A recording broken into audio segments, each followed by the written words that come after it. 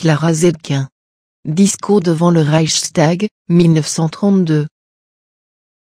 Mesdames et messieurs, le Reichstag se réunit dans une situation où la crise du capitalisme à son déclin accable les très larges masses laborieuses d'Allemagne et leur inflige les souffrances les plus épouvantables. Les millions de chômeurs, que les maigres allocations dont on leur fait ou dont on ne leur fait pas l'aumône n'empêchent pas de mourir de faim, seront rejoints cet automne et cet hiver par des millions d'autres. La famine, qui est aussi le sort de tous ceux qui ont besoin d'aide sociale, s'aggrave. Quant aux travailleurs qui ont encore un emploi, les bas salaires les empêchent de renouveler leurs forces nerveuses et musculaires usées au maximum par la rationalisation et, a fortiori, de satisfaire le moindre besoin culturel. En se poursuivant, le démantèlement des conventions collectives et des organes de conciliation va faire baisser encore les salaires de misère. Un nombre croissant d'artisans et de petits industriels, de petits et moyens paysans sombrent dans le désespoir et la ruine. Le déclin économique, les coupes sombres dans les dépenses culturelles réduisent à néant les bases économiques de la création intellectuelle et ôtent de plus en plus aux créateurs la possibilité de mettre en œuvre leurs forces et leurs connaissances. L'incendie allumé en Orient, que l'Occident attise de toutes ses forces, dans l'espoir qu'un océan de flammes engloutisse l'Union soviétique et la construction du socialisme, pourrait bien attirer sur l'Allemagne aussi une abominable terreur, susceptible d'éclipser l'œuvre de mort et de destruction de la dernière guerre mondiale. Le pouvoir politique en Allemagne est aujourd'hui aux mains d'un cabinet présidentiel formé sans l'assentiment du Reichstag, composé des hommes de main du grand capital monopoliste et des grands agrariens et dont les généraux de la Reichswehr constituent l'élément moteur. Malgré ses pouvoirs discrétionnaires, le cabinet présidentiel a échoué devant tous les problèmes actuels de politique intérieure et de politique étrangère. Sa politique intérieure est marquée, comme celle des précédents gouvernements, par la pratique des décrets-lois, lois scélérates qui décrètent la misère et augmentent celle qui règne déjà. En même temps, ce cabinet foule aux pieds le droit des masses à lutter contre la misère. Ceux qui ont besoin de l'aide sociale et ceux qui y ont droit, ce sont, pour le gouvernement, les gros agrariens endettés, les industriels faillis, les requins de la finance, les armateurs, les spéculateurs et trafiquants sans scrupules. Toute sa politique fiscale, douanière, commerciale, consiste à prendre large couche du peuple travailleur, pour donner à de petits groupes de profiteurs et à aggraver la crise en restreignant davantage la consommation, les importations et les exportations. Sa politique étrangère aussi est placée sous le signe du mépris pour les intérêts des travailleurs. Déterminée par les appétits impérialistes, elle conduit l'Allemagne à dépendre de plus en plus des grandes puissances du traité de Versailles, malgré les hésitations qui la font louvoyer entre les coups de gueule des traîneurs de sabre et les bassesses les plus plates, et elle compromet ses relations avec l'Union soviétique, le seul État qui, par sa politique de paix sincère et son essor économique, puisse offrir aux travailleurs allemands un véritable soutien. Le solde du cabinet présidentiel est déjà lourdement débiteur depuis les meurtres des dernières semaines, dont il porte l'entière responsabilité en ayant levé l'interdiction de porter l'uniforme prononcée contre les essais national-socialistes et en favorisant ouvertement ses troupes fascistes de guerre civile. C'est en vain qu'il cherche à faire oublier sa culpabilité politique et morale en se chamaillant avec ses alliés sur la répartition du pouvoir dans l'État, le sang versé en fait pour toujours un complice des assassins fascistes. L'impuissance du Reichstag et la toute-puissance du cabinet présidentiel sont l'expression de la décadence du libéralisme bourgeois, qui accompagne nécessairement l'effondrement du mode de production capitaliste. Cette décadence se retrouve entièrement dans la social-démocratie réformiste, qui se place en théorie et en pratique sur le terrain pourri de l'ordre social bourgeois. La politique du gouvernement Pappenschleicher n'est rien autre que la continuation ouverte de la politique du gouvernement Brüning tolérée par les social-démocrates, précédée elle-même par la politique de coalition de la social-démocratie qui lui avait ouvert la voie.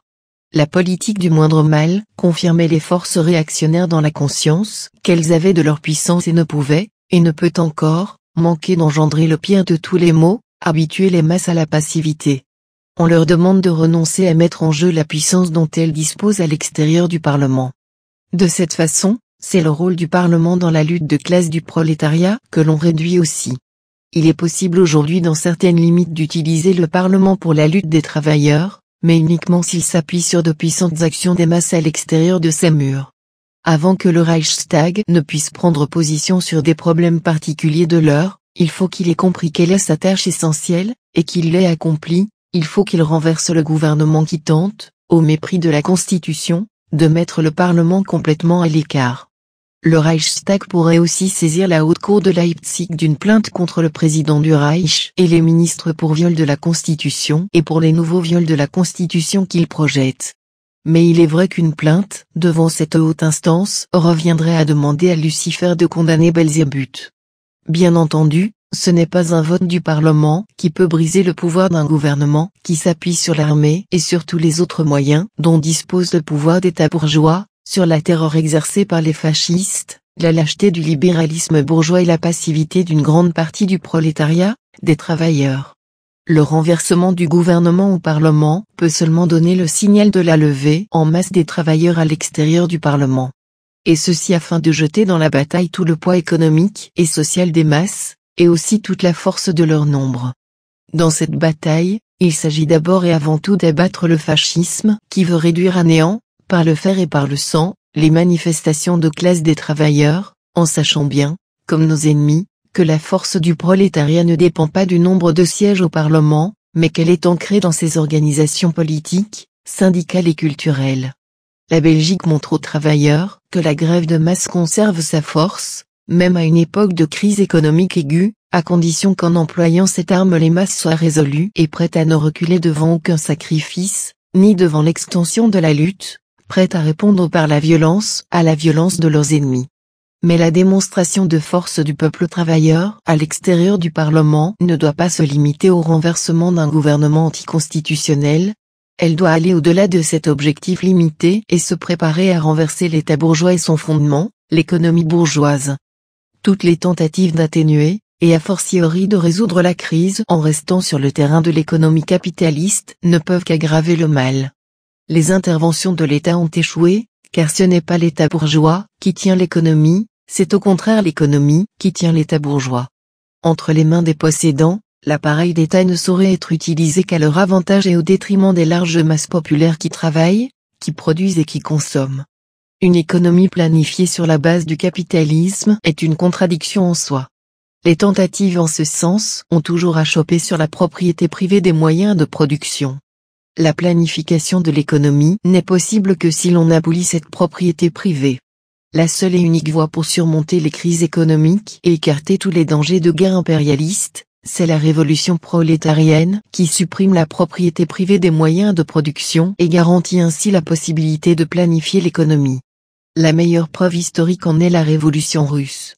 Elle a montré que les travailleurs ont la force de jeter à terre tous leurs ennemis, d'abattre les rapaces impérialistes en même temps que le capitalisme dans leur propre pays et de déchirer des traités d'asservissement comme celui de Versailles.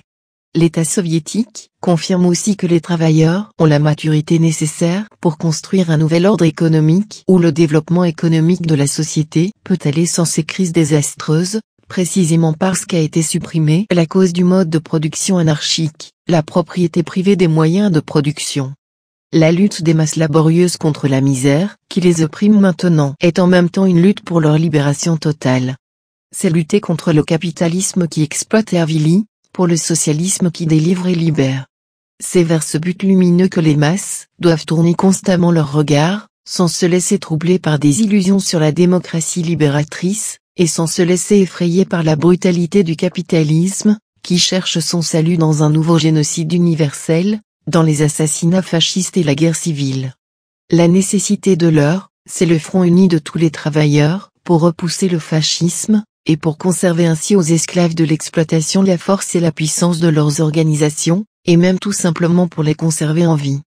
Devant cette impérieuse nécessité historique, toutes les opinions politiques, syndicales, religieuses, idéologiques, qui nous entravent et nous séparent, doivent passer au second plan.